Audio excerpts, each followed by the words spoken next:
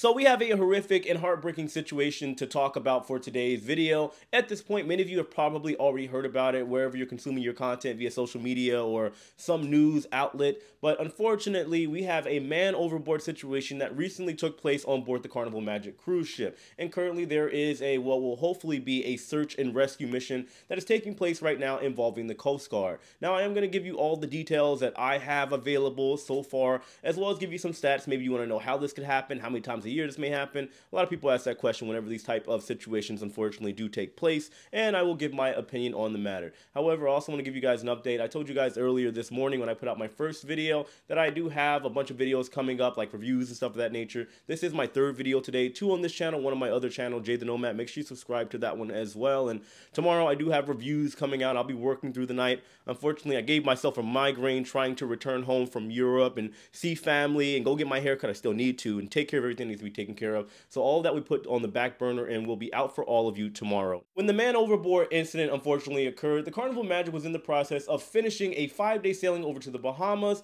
from May 25th through May 30th out of Norfolk, Virginia. You have 2 people involved. We have Jenny Lynn Michelle Blauser and her fiance, Ronnie Lee Peel Jr. Ronnie Lee Peel Jr. would be the unfortunate 35-year-old man to go overboard as the Carnival Magic was heading back to its home port of Norfolk, Virginia. Now, the Carnival Magic is not an old ship. It's not a new ship either. It was built in the year 2011, got refurbishment in the year 2021 to match the rest of the newer ship designs as far as the paint and, well, just to give it somewhat of an upgrade. It holds just over 3,500 passengers, and it is definitely a popular cruise ship. Now, let's look at the situation when it comes to Ronnie Lee Peel Jr. According to surveillance footage that has now started to kind of surface around, apparently Ronnie was leaning over his balcony and then he fell over. We will talk about that because that is a big point that people tend to kind of highlight when we talk about somebody simply falling over a cruise ship. We know that it doesn't really just happen that way. However, just getting to everything else, so it wouldn't be discovered that Ronnie had fallen over for hours. This happened around 4:10 in the morning, and at the time nobody really thought anything twice about it, because if you've been on a cruise ship, you know, no matter, even if you're sailing alone or if you're sailing with other people, a lot of people tend to kind of drift off. Some people go to the casino, some people go to the nightclub, some people go do all kinds of shenanigans, and well, it's just kind of part of the cruise ship culture.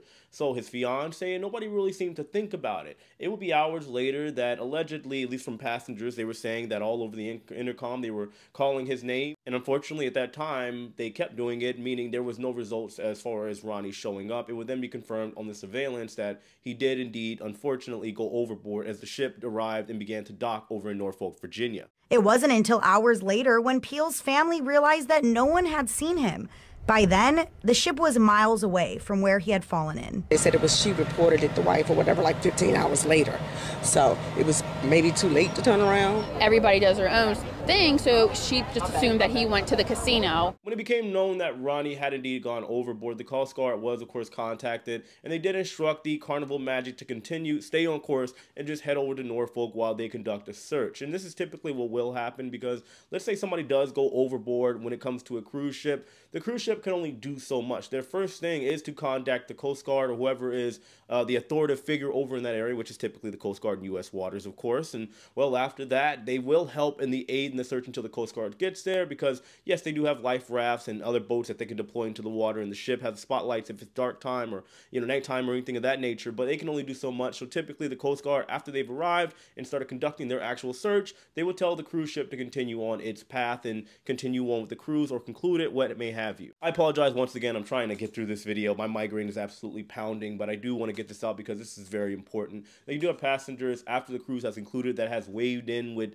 media and talking to them about the situation. One person even stated that the railings may potentially be too low, or they should possibly end up raising the railings so that we don't have to see this again. You could do a better job of maybe putting railings up to make sure that this thing doesn't happen again, because when you have your family and your friends, you want them to be safe and secure. There are also passengers weighing in stating that Carnival didn't exactly put out the memo or the statement of the incident that took place immediately. Passengers say they learned about the incident through Peel's partner posting about it in the ship's Facebook group, not from Carnival Cruise Lines themselves. She added it after the security did their breaching, and she put it on Facebook.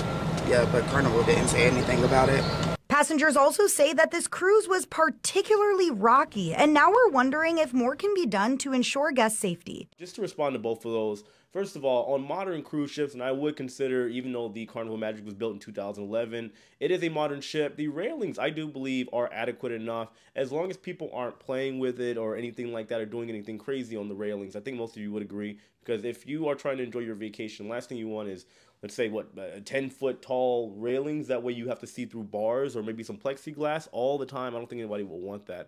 Also, when it comes to the factor of Carnival relaying the message of the emergency, putting it out into public light, I do talk about this a lot. Carnival is still a giant corporate company, and whether you see it as good or bad, there is a chain of command. A spokesman or woman has to come into the play. It has to get cleared by the higher up, the management team, before they put anything out. You know, public relations, that whole thing. So you can't really fault Carnival for that. Just looking at this whole situation as a whole, though, as far as the overboards, it does seem like, and maybe it's just me, but many of you can understand this as well, whenever there is a man or woman overboard, it tends to happen in kind of like groups. Whenever there's one, within, I want to say, the following weeks to months, we start seeing it maybe 2, 3, or even 4 times in a row before it starts to slow down. I don't know what the issue is. I don't know what the solution could be, but it always seems like the start of each season, we started seeing some man overboard situations at the beginning of spring earlier this year, and now as we start to kind of sail into summer, we're seeing it more and more. Maybe first-time cruisers thinking it's the way to go. I have no idea, but either way, it is absolutely tragic. Of course, my prayers do go out to Ronnie Lee Peel Jr.'s fiance and the rest of his family. Hopefully he is found safe and sound. I will, of course, keep an eye on things. If there's any crazy developments, I will put all of it out there for you, but I also do want to talk about the situation of the man overboard. I forgot to bring this up. A lot of people say that nobody just simply falls overboard, and I would agree. Usually there are 3 scenarios. It could be somebody was horseplaying on the railing trying to take a selfie, stuff of that nature. We've seen in history's past that has happened. It could be, well, the lesser, maybe foul play or something of that nature. Or there is the possibility, and this is potentially the most common one, that somebody was intentionally trying to take their own life.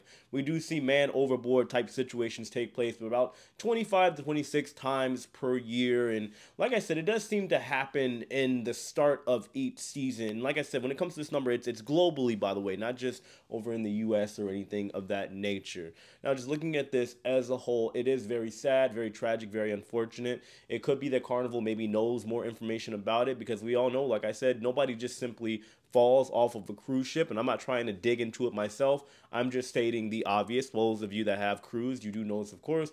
So we will see what happens. If there are any other crazy details that pop up, I will be sure to let all of you know, of course. I do apologize once again. I do have a pounding migraine. Take some medicine and maybe a hot shower and a nap. Maybe it will help. But this is what we got. Let me know your thoughts of this in the comment section below, of course. Hit that like button on your way out. Know that I love each and every one of you. We have more video coming out tomorrow. And, well, I'll see all of you later.